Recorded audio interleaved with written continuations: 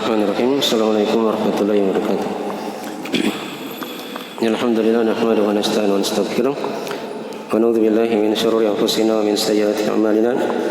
May yahdihillahu fala mudilla lahu wa may yudlil fala hadiya lahu. Asyhadu an la ilaha illallah wahdahu la syarika lahu.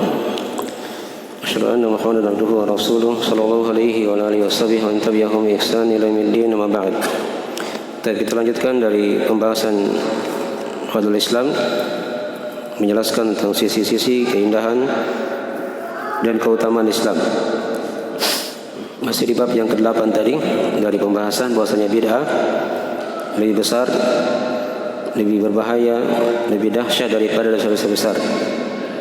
Tadi sudah diterangkan ya. Sisi yang pertama apa? Karena bid'ah itu bisa mengkafirkan, dia bisa sama dengan kesyirikan. Satu sisi tadi ya, beliau bawakan ayat innallaha la yaghfiru ay yushraka bih.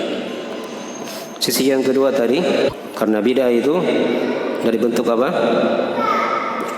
Mengada-adakan kedustaan atas nama Allah ya. Beda dengan dosa besar ya. Dosa besar tidak ada yang sampai ke situ, dipahami ya. Dosa besar itu tidak ada yang mengkafirkan. Kalau bid'ah ada yang mengkafirkan, dan tadi ada yang bentuknya apa? Dia mengada-adakan kedustaan atas nama Allah ya, tanpa ilmu. Sisi yang ketiga ya, diterangkan tadi di ayat yang ketiga bahwasanya pelaku bid'ah itu akan memikul dosa orang-orang yang dia telah sesatkan. Ya, beda dengan dosa-dosa besar. Ya, orang secara umum paham itu tidak perlu diikuti dosa besar itu kan. Tapi kalau pelaku bid'ah, nah dia diikuti oleh manusia. Apalagi kalau dia jadi tokoh di masyarakat misalnya, itu kadang diikuti oleh manusia. Bisa jadi dia akan memikul ketika diajarkan bid'ah itu kepada yang lainnya, maka dia akan memikul dosa orang-orang yang dia telah sesatkan. Dia pikul dosanya sendiri, dan dia pikul dosa orang-orang yang telah sesatkan secara sempurna pada hari kiamat. Pada hari kiamat. Jelas ya? Baik, ini sisi tiga ya. Tiga sisi sudah diterangkan. Sekarang beliau masuk di hadis. Ini dalil yang keempat. Ya. Kata beliau rahimahullah taala, wa fi sahih annahu sallallahu alaihi wasallam qala fil khawarij ya, aynama laqitumuhum faqtuluhum la in laqituhum laqtulannahum qatla adin. Wa fihi annahu sallallahu alaihi wasallam naha an qatli umara'il jur ma sallu ya. Kata Syekh wa fi sahih, dan dalam as-sahih, sini maksudnya dalam Sahih Al-Bukhari dan Muslim. Maksudnya Nabi SAW bersabda tentang orang-orang Khawarij. Ya. Aina malakitumuhum faqtuluhum. Dimanapun kalian menjumpai mereka, maka perangilah mereka. Ya.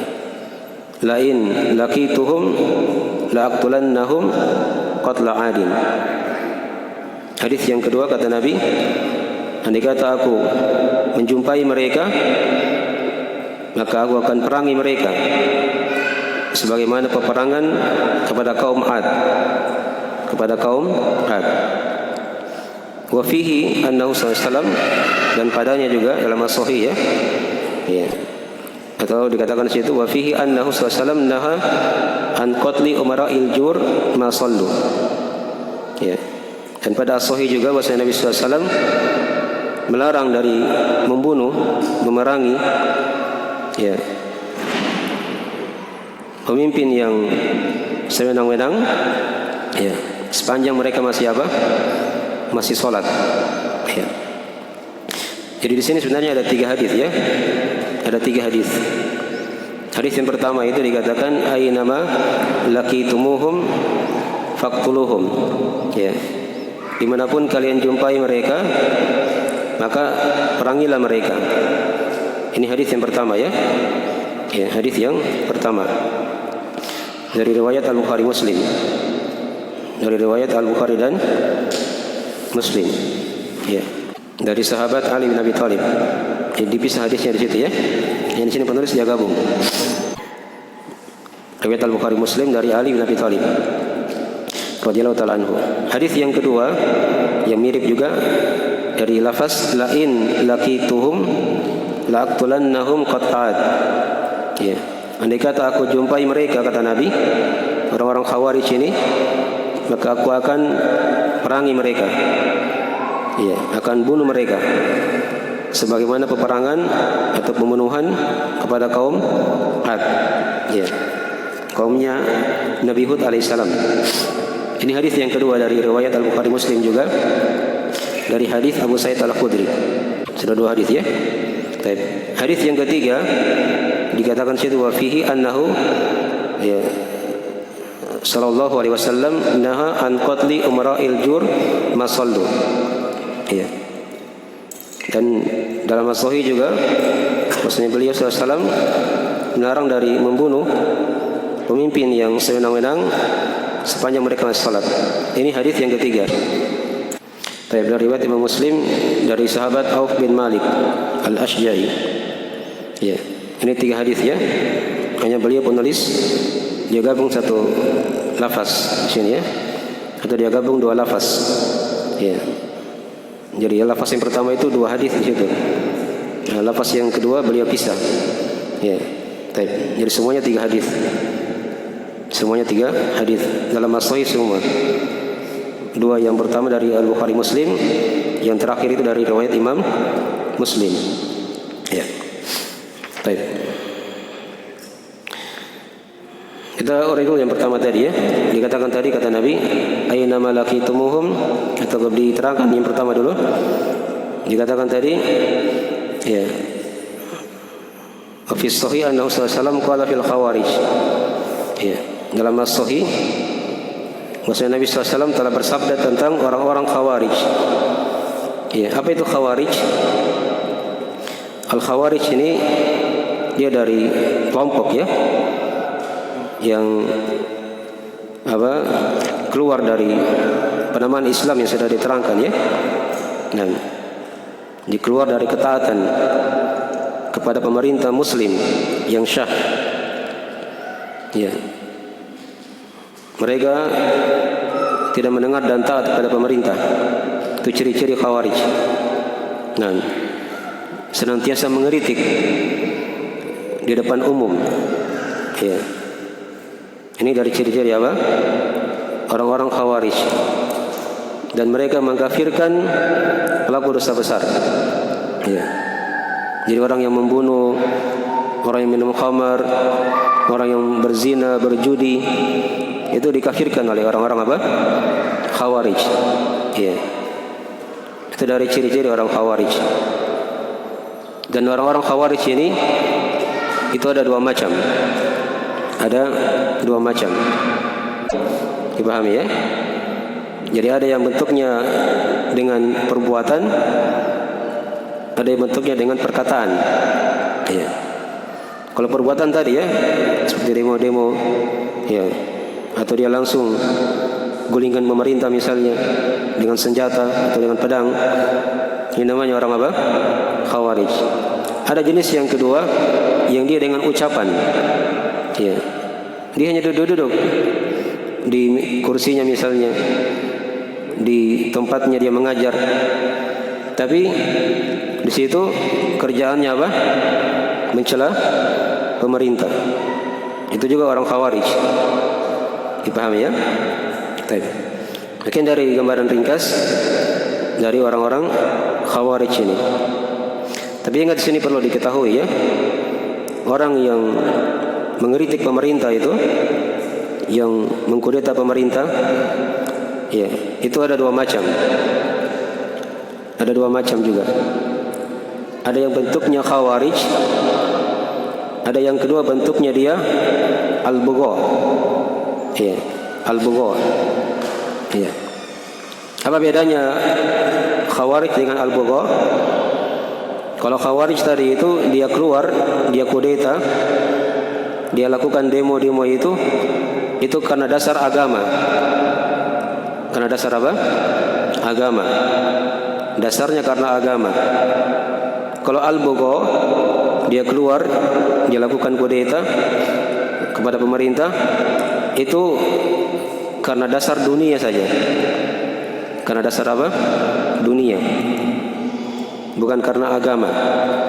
Bukan karena agama. Itu yang dikatakan al-bugha. Ya.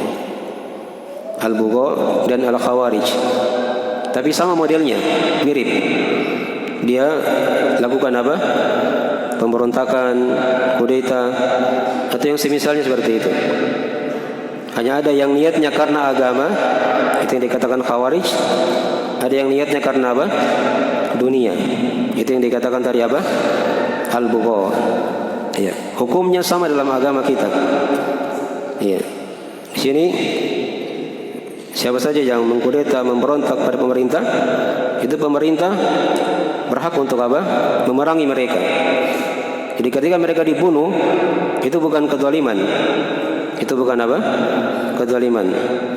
Karena kata Nabi SAW, aina malakitumuhum faqtuluhum. Ya.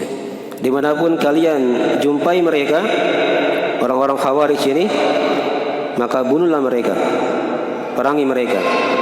Ya. Tapi ingat di sini ya, yang memerangi ini haknya pemerintah, bukan haknya orang per orang. Dapat khawarij di jalan dia bunuh, gitu ya. Tapi itu haknya pemerintah, haknya penegak hukum, kepolisian misalnya kalau kita di sini ya. Ya, kalau mereka disuruh oleh pemerintah untuk bunuh orang-orang khawarij itu tidak ada masalah. Itu hak pemerintah. Ya, dari hal yang diperbolehkan. Ya, dulu sudah kita baca ya dari hadis Abu Umamah Al-Bahili itu kan di Damaskus. Dia lihat kepala orang-orang khawarij dipenggal, disimpan di mana? Di tangga-tangga Masjid Damaskus. Ya. Apa kata Abu Umamah Al-Bahili? Kata beliau, kilabun nar, kilabun nar. Ini anjing-anjing api neraka. Anjing-anjingnya api neraka. Itu orang-orang khawarij. Dan Nabi telah bersabda seperti itu. Jelas ya? Baik. Jadi ingat tadi ya, yang memerangi mereka ini itu hak pemerintah, bukan haknya orang per orang. Yang memerangi apa? Khawarij. Ya. Lafaz yang kedua kata Nabi, lain laqituhum laqtulannahum qatla'at. Ya. Andai kata saya jumpai mereka, orang khawarij ini, aku akan perangi mereka, aku akan bunuhi mereka, sebagaimana peperangan pembunuhan pada kaum Ad, ya, kaumnya Nabi Hud alaihissalam. Ya. Jadi Nabi ketika itu kan sebagai pemerintah, sebagai kepala negara, itu wajar kalau beliau ucapkan seperti itu. Jelas ya? Itu hak beliau. Ini sama tadi ya pemahamannya. Ya. Jadi hukum orang-orang khawarij, hukumnya apa dalam agama kita? Itu dibunuh. Ya. Bagi pemerintah yang menerapkan hukum itu. Ya. Nah, tapi sebaliknya beliau bawakan lafaz yang ketiga tadi.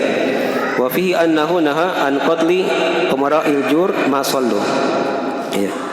Dan pada as-sahih juga Nabi SAW itu melarang dari membunuh ya umara al-jur, pemimpin yang sewenang-wenang. Ya. Sepanjang mereka masih apa? Masih sholat.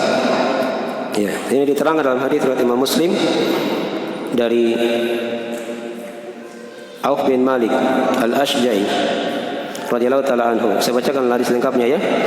Di mana kata Nabi sallallahu alaihi wasallam, "Wa syiraru a'immatikum alladzina ya tubghidunahum wa yubghidunakum tul'inunahum wa yul'inunakum."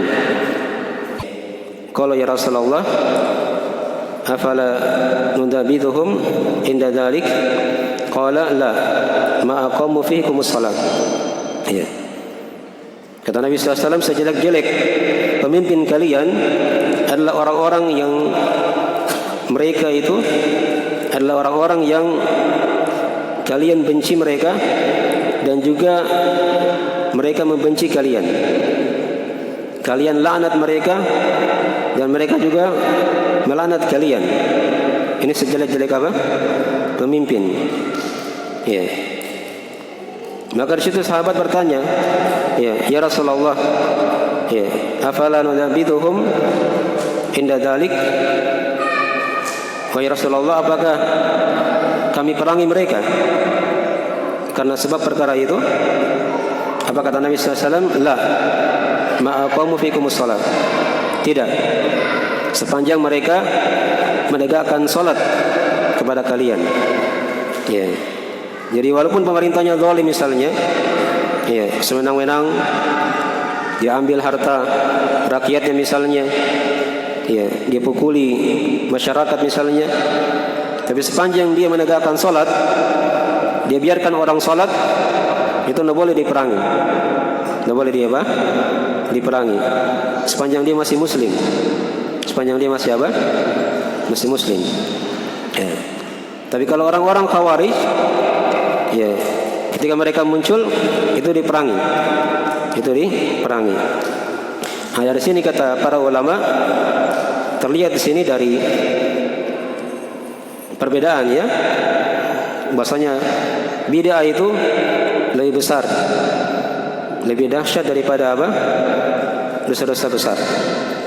Karena bid'ah Khawarij, orang-orang Khawarij itu hukumnya dalam agama Islam dia apa? Dibunuh.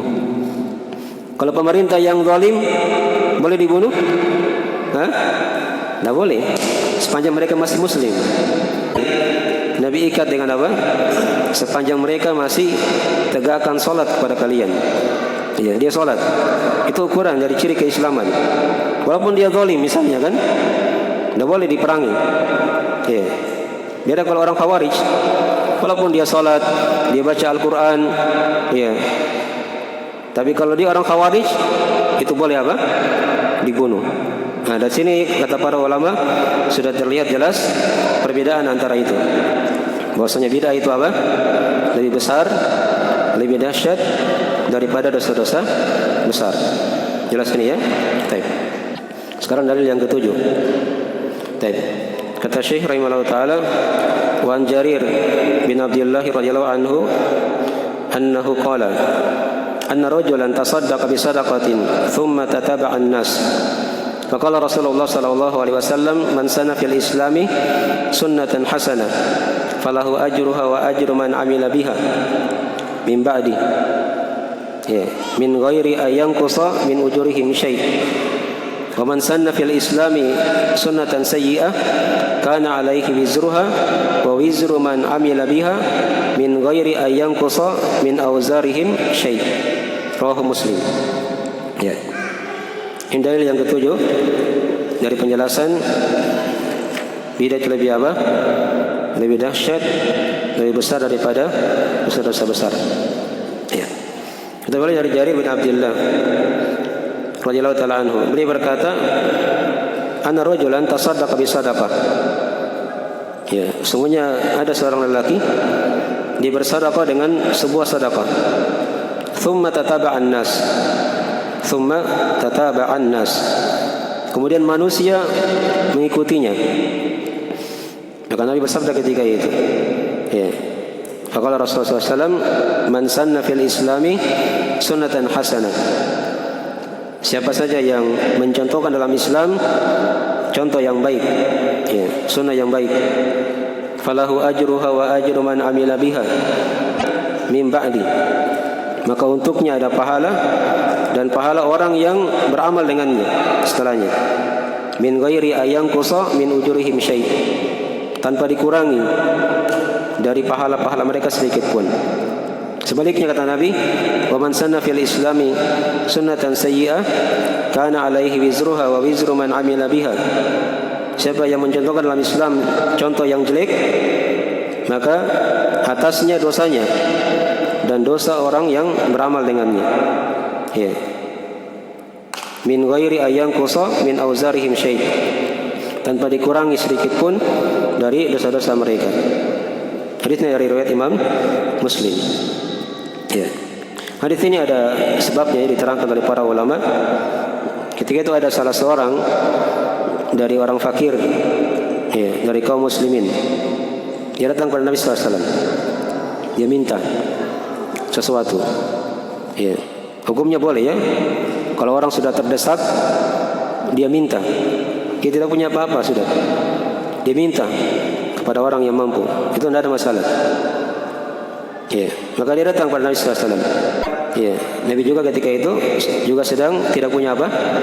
Tidak punya apa-apa. Nabi bawa dia kemana? Ke masjid. Ya, setelah itu Nabi bersabda, siapa yang mau bersedekah kepada orang ini? Sahabat awalnya diam, tidak ada yang mau bersedekah ketika itu. Nah, tiba-tiba satu orang datang. Dia bawa dari sekantong emas, diletakkan di depan Nabi SAW. Dia katakan, ini ya Rasulullah, sebagai sedekah untuk sahabat ini. Nah, setelah itu diikuti oleh sahabat-sahabat yang lain, gitu ya. Diikuti oleh sahabat-sahabat yang lainnya. Nah, Nabi ketika bersabda, siapa yang mencontohkan dalam Islam, ya, sunnah yang baik, ya, maka untuknya pahala dan pahala orang yang mengikutinya tanpa dikurangi. Jadi tadi orang pertama dia bersedekah, diikuti oleh orang yang lain di belakangnya. Nah, dia dapat pahala sedekahnya, kemudian dia dapat pahala juga orang-orang yang bersedekah tadi itu tanpa dikurangi pahala-pahala mereka sedikit pun. Jadi dia dapat dua, gitu kan? Ini dari pahala orang yang memberikan contoh sunnah yang baik kepada manusia. Ya, ini berlaku pada semua jenis amalan soleh. Ya, ketika dia berikan contoh di situ contoh yang baik, maka tadi sudah diterangkan pahalanya bagaimana. Nah, sebaliknya kata Nabi, siapa yang memberi contoh dalam Islam ini contoh yang jelek, maka dia dapat dosa dan dosa orang-orang yang mengikutinya, yang beramal setelahnya, ya, tanpa dikurangi dosa-dosa mereka sedikit pun. Nah, sama juga sebaliknya seperti itu. Dia lakukan dosa misalnya, orang ikut sama dia, dia contoh dia, maka dia dapat dosa dan dia tanggung juga dosa orang-orang yang apa? Yang ikut kepada dia. Dipahami ya? Ya. Nah, di sini kata para ulama ada sisi kejelekan atau bahaya dari bid'ah tadi itu. Maksudnya bid'ah lebih apa? Lebih sesat, lebih berbahaya, ya, lebih dahsyat daripada dosa dan maksiat. Dipahami ya? Karena apa tadi? Karena kalau dia beri contoh bid'ah misalnya, ya, ini kan dari perkara yang jelek, dari sunnah yang jelek, kemudian dia diikuti, maka dia akan tanggung dosa bid'ah yang dia lakukan. Dia akan tanggung juga dosa bid'ah orang-orang yang mengikutinya, ya, seluruhnya tanpa dikurangi sedikit pun dari dosa-dosa apa mereka. Jelas ini ya? Baik. Beda dengan dosa besar. Beda dengan dosa besar. Kalau dosa besar, misalnya ada yang melakukan dosa besar, ya, dia diikuti, ya, itu kata para ulama, dia tanggung juga dosa orang itu, tapi tidak secara sempurna, tidak secara apa? Sempurna. Seperti contoh misalnya, ya, siapa orang yang paling pertama kali mempraktekkan dosa membunuh, yang paling pertama kali mencontohkan pembunuhan dalam Islam, dalam sejarah manusia, siapa yang tahu? Hah? Anak Nabi Adam itu kan? Ya, dia bunuh siapa? Saudaranya. Nah, ketika datang orang-orang setelahnya, dia membunuh juga, maka anak Nabi Adam tadi itu dia dapat aliran apa? Dosa juga. Karena dia yang pertama kali mencontohkan sunnah apa? Membunuh. Dipahami ya? Itulah dikatakan dalam Al-Qur'an Al-Karim, min ajli dzalika katabana ala bani Israil annahu man qatala nafsan bighairi nafsin aw fasadin fil ardi faka'annama qatala an-nasa jami'an. Dengan sebab itu kata Allah, ya, kami telah tetapkan pada Bani Israel, siapa yang membunuh jiwa tanpa sebab dia bunuh orang lain, ya, atau dia lakukan kerusakan di muka bumi, maka seakan-akan dia telah membunuh manusia semuanya. Ya, satu jiwa dia bunuh itu sama hukumnya dia bunuh apa? Seluruh manusia. Ya. Jadi kalau misalnya datang orang belakangan dia bunuh orang, apalagi sekarang ya gampang sekali orang membunuh. Ya. Tinggal ditembak saja satu kali mati. Tinggal dibacok satu kali mati. Naudzubillah. Ya. Nah, semua dosa-dosa orang yang membunuh ini akan sampai kepada siapa? Anak Nabi Adam tadi itu. Yang pertama kali mencontohkan sunnah apa? Membunuh. Tapi sekarang ada pertanyaan di sini. Mana yang lebih parah dosanya? Yang mencontohkan sunnah bid'ah, yang mencontohkan perkara bid'ah, kemudian dia diikuti, atau yang mencontohkan dosa besar, kemudian dia diikuti? Mana yang lebih besar dosanya? Hah? Yang mencontohkan dosa bid'ah tadi, daripada yang mencontohkan apa? Dosa-dosa besar. Dalilnya apa? Nah, di sini diterangkan oleh para ulama. Dijawab dengan dua dalil. Ya, ditulis ayatnya ini, satu ayat satu hadis. Yang pertama ayat, ya, di surah An-Nisa ayat 85. Ya. Dikatakan oleh Allah Subhanahu wa taala, "Wa may yashfa' syafa'atan sayyi'atan yakul lahu kiflun minha." Ya. Siapa yang memberikan bantuan, ya, dengan bantuan yang jelek, maka untuknya ada bagian dari bantuan tersebut. Ya. Ini ayat ini berlaku untuk dosa-dosa besar tadi, ya. Jadi kalau misalnya dia diikuti, dilakukan dosa tadi itu, dosa-dosa besar, dia hanya dikatakan apa? Kiflun minha. Kifl itu artinya bagian darinya, bukan dia pikul semuanya. Ya, tapi dia pikul hanya sebagian saja. Dia pikul apa? Sebagian saja. Itu ayat. Hadis diterangkan oleh para ulama dari riwayat Al-Bukhari Muslim. Ya. Nah, dari sahabat Abdullah bin Mas'ud radhiyallahu taala anhu. Ya. Di situ kata Nabi sallallahu alaihi wasallam, "Ma min nafsin tuqtalu zulman illa kana ala ibni Adam al-awwali ya kiflun minha li'annahu man sannal qatl."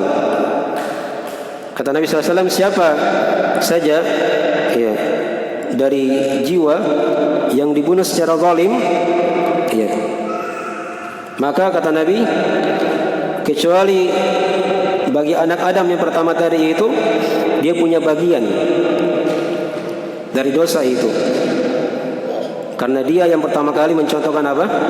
Sunnah membunuh. Sunnah apa? Membunuh. Tapi dikatakan tadi kiflun juga, dikatakan bagian, bukan dia pikul semuanya, tapi dia pikul hanya sebagian saja dari apa? Dosa orang-orang yang dia telah beri contoh dari itu. Ini pada dosa-dosa besar. Pada dosa-dosa apa? Besar. Nah, beda kalau dosa bid'ah tadi itu. Kalau dosa bid'ah diberi contoh, dia akan pikul semuanya, ya, secara sempurna. Ya, tadi kan sudah kita baca ayatnya. Liyahmilu auzarahum kamilatan yaumal qiyamah. Agar mereka memikul dosa-dosa mereka secara sempurna pada hari kiamat. Pada hari kiamat. Jelas ini ya? Baik. Ini hadis yang itu dalil yang ke-7. Satu lagi kita selesaikan. Berikutnya dalil yang ke-8. Kata Syekh rahimahullah taala, ya. Kata beliau, "Walahu mithluhu min hadits Abi Hurairah. Wa lafdhuhu man da'a ila hudan, tsumma qala man da'a ila dhalalatin." Ya. Ya, dan dalam Sahih juga, walahu maksudnya dalam untuknya, maksudnya dalam Sahih Muslim, ya, semisalnya kata beliau dari hadis Abu Hurairah, lafaznya mirip dengan tadi ya. Tapi situ lafaznya ada perbedaan sedikit. Man da'a ila hudan, siapa yang mengajak kepada petunjuk. Kemudian dikatakan setelahnya wa man da'a ila dhalalah, dan siapa yang mengajak kepada apa? Kepada kesesatan.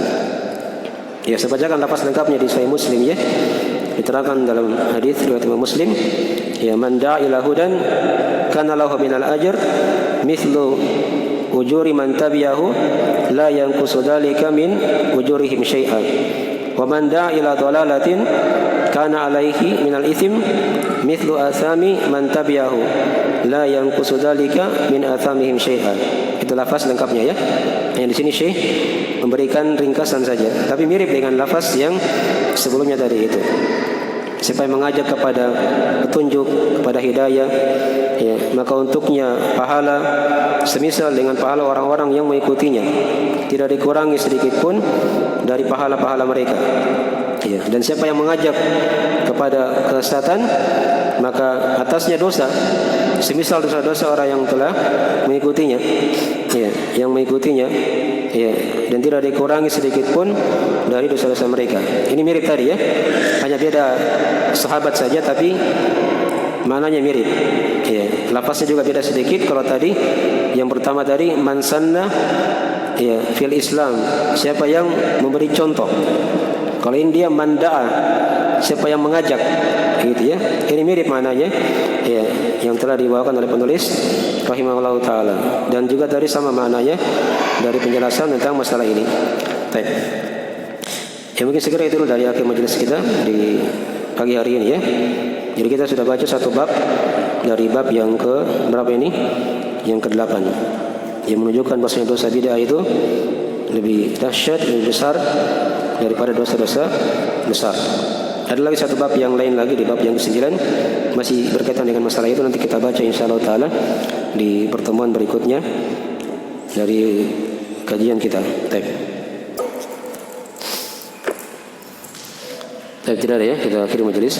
Kalau ada pertanyaan, dan terus alhamdulillah, asyhadu an la ilaha illa anta astaghfiruka wa atubu ilaik. Assalamualaikum warahmatullahi wabarakatuh.